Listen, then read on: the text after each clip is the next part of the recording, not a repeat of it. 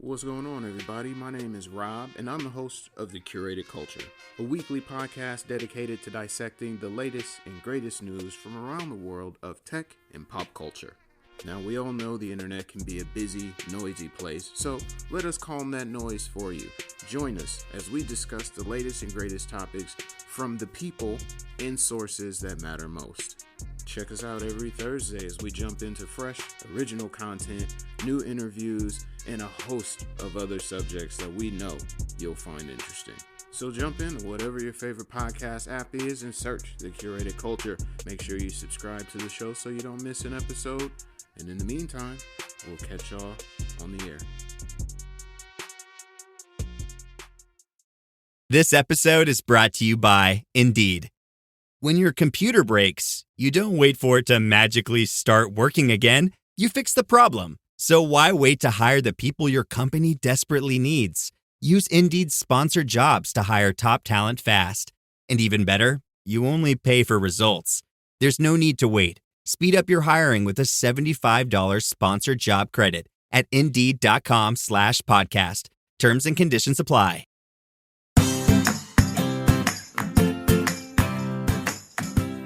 Hi, and welcome back to Realistic Sustainability Educational Shorts.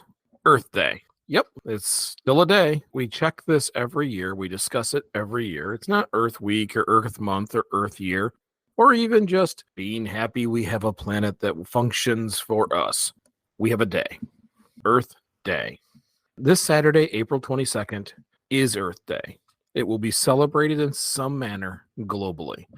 Is it celebrated as it should be? Probably not. But the fact that we have to have a designated day for Earth Day tells us we're already not necessarily paying attention on a regular basis. That happens. Anything that we need some attention put to that people forget about on a regular basis, we give it a day. And here it is, Earth Day. Again, April 22nd. Earth Day was founded in 1970. Now, it was founded for the purpose of education of environmental issues. But I tend to kind of go with the Neil deGrasse Tyson idea. Earth Day would have never been founded until we went to space and we saw our lonely blue dot of a planet sitting there.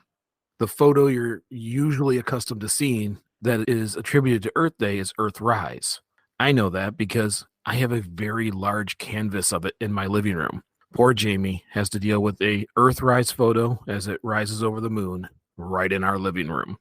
One of the most iconic photos. But it was that moment when Earth looked so alone and so fragile that people started to somewhat pay attention. Were there people who paid attention to the environment beforehand? Absolutely. But it was this photo in 1969 that really had people looking at the Earth for as fragile as what it is. And that is where Earth Day comes from. We see the things that we're doing. And then you look and see how small and fragile our planet is in the vastness of space. And that is where Earth Day shows up in 1970. Now, people will celebrate in their own ways. There's really not a ton of collective things that people do. Every once in a while, you'll get an hour of light shut off or something that is kind of joined by sporadic people all over the planet. But every person, every country manages this differently. Some just go plant a tree. Recently, I was gifted a sapling. So I've got a pine tree sitting in my kitchen that, well, is going to have to be planted here very shortly. Thinking April 22nd. That's a good day.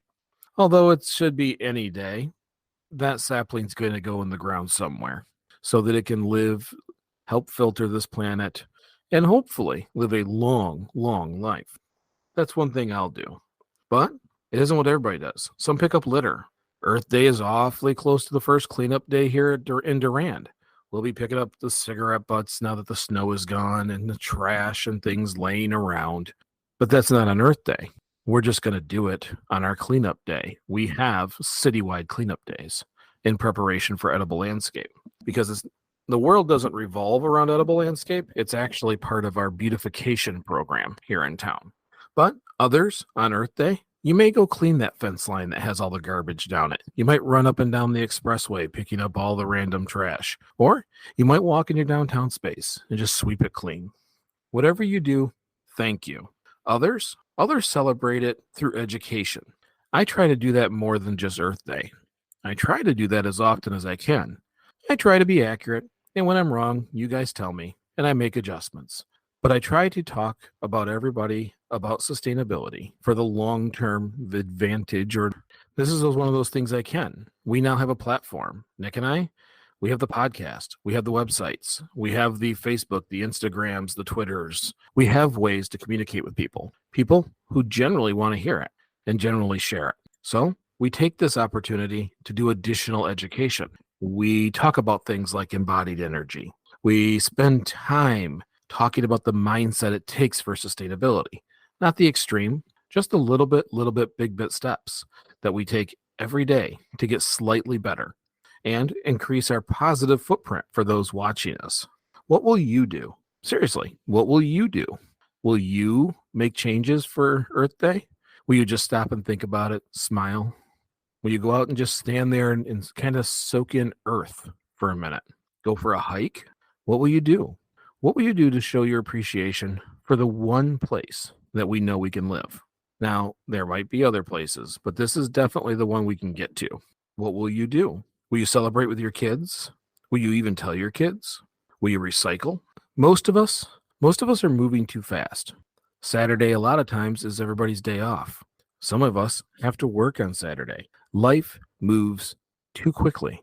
We're constantly living twice as fast as we should. On April 22nd, that's a day to slow down.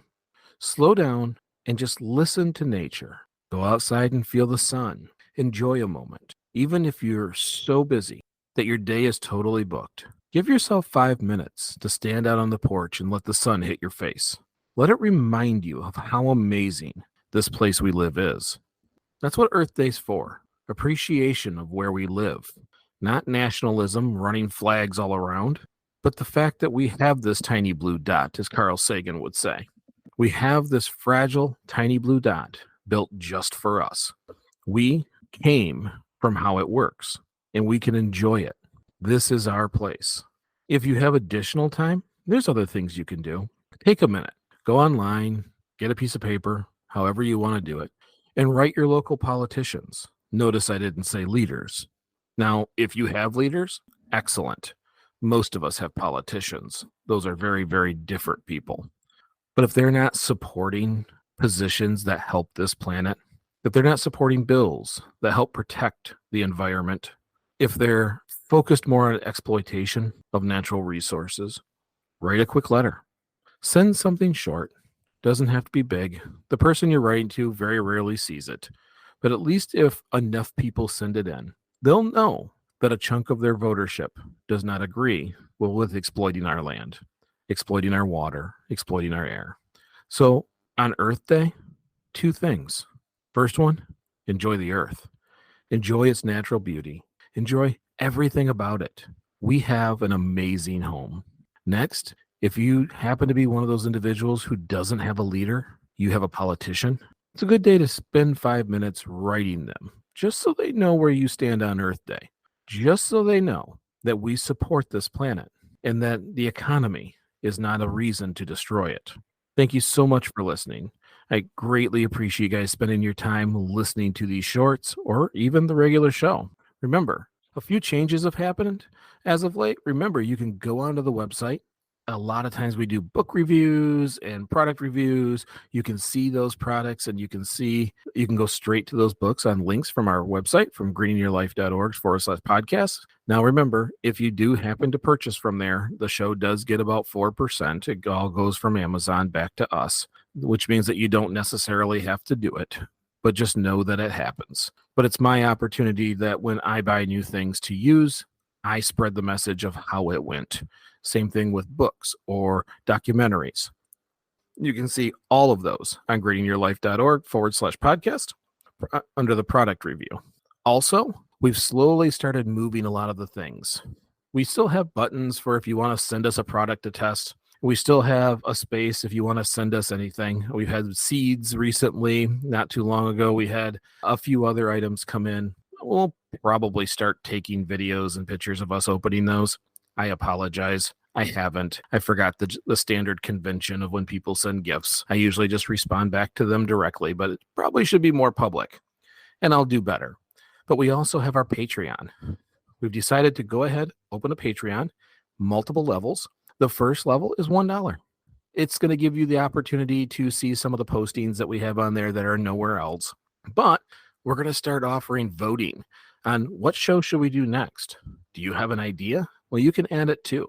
But we're going to take these handful that we have prepped, and then you guys can vote on which one should be released next. We want to be able to use that Patreon for more than just a way that we get an income. It should be a way that we all communicate together, create a community. And I'm hoping that we're able to do that. So thank you to anybody who joins that. We greatly appreciate every little bit of support. And last, remember, we only get together each week to get a little bit better. Little bit, big bit. Thank you so much for listening, and I'll see you next week.